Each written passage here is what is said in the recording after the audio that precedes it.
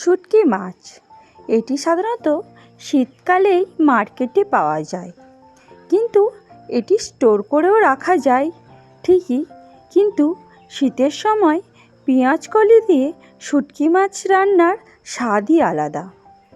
তাই যারা শুটকি মাছ পছন্দ করে ভিডিওটা স্কিপ না করে অবশ্যই দেখে নিন কম তেলেতে কেমন করে বানিয়েছি শুটকি মাছের ঝাল। নমস্কার বন্ধুরা, আমি মানসী, আপনারা দেখছেন মানসী এভরিথিং। এখানে আমি কিছু সবজি নিয়েছি বেগুন, টমেটো, পেঁয়াজ আর পেঁয়াজ কলি। এই সমস্ত সবজিগুলো দিয়েই আজ আমি শুটকি মাছটি রান্না করে দেখাবো, তাও একদম সামান্য তেলেতে। এখানেই প্রথমেই শুটকি মাছগুলোকে ভেজে নিচ্ছি। এখানে ভিডিওটি করা হয়নি, মাছগুলিকে প্রথমে আমি একদম ফুটন্ত জলের মধ্যে ভিজিয়ে রেখেছিলাম আধ ঘন্টার জন্য, এবং ভিজানোর পরেই মাছগুলোকে আরও 2-3 করে আমি ধুয়ে নিয়েছি। তারপরেই নুন, হলুদ ও সামান্য লঙ্কা গুঁড়ো দিয়ে মাছগুলোকে ভেজে নেব। খুব বেশি ভাজার দরকার নেই, কারণ অত্যাধিক ভাজলে মাছগুলো শক্ত হয়ে যায়, খাওয়ার সময় ভালো লাগবে না। এইবার যেটুকুটা তেল অবশিষ্ট ছিল তাতেই ভেজে নিলাম সামান্য নুন এবং হলুদ দিয়ে বেগুনগুলোও খুব বেশি ভাজবো না, হালকা করে ভেজে নেব। একটু লাল লাল হয়ে গেলেই বেগুনগুলো তুলে নেব। বেগুনগুলো আমার প্রায় ভাজা হয়েই গেছে, আমি এবার এগুলোকে তুলে নিচ্ছি। এইবার কড়াইতে একটু সামান্য তেল দিয়ে দিলাম পেঁয়াজ কুচনো দেওয়ার পরেই এর মধ্যে অ্যাড করে দেব পেঁয়াজ কলিগুলো দিয়ে এর মধ্যে অ্যাড করব টমেটো কুচিগুলো। এবার এই সমস্ত জিনিসগুলো দিয়ে সামান্য একটু নাড়াচাড়া করে নিতে হবে।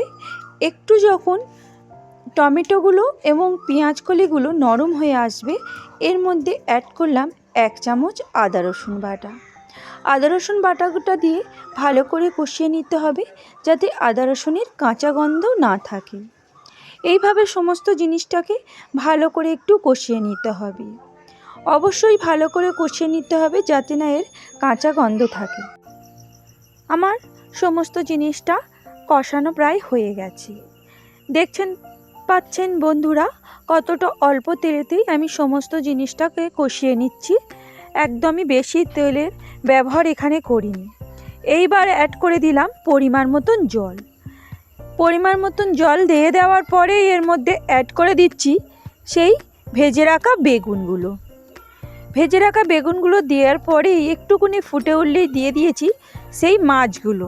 সবার শেষেতেই কিছুক্ষণের জন্য এটিকে চাপা দিয়ে রেখে দিলাম, মিনিট 3 মতন এটি চাপা দিয়ে রেখে দেব, যাতে সমস্ত জিনিসটা একটি মাখাচাকা ভাব আসে এবং সমস্ত সবজির মধ্যে মাছের ফ্লেভারটা যায়। চাপা খুলেই দেখতেন পাচ্ছেন জিনিসটা শুকো হয়ে গেছে। এইবার এটিকে আমি একটি পাত্রের মধ্যে তুলে নেব।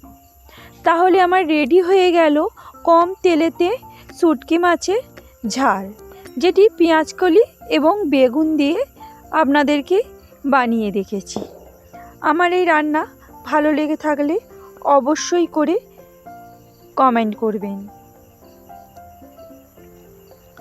আর আমার পাশে থাকার অনুরোধ রইল।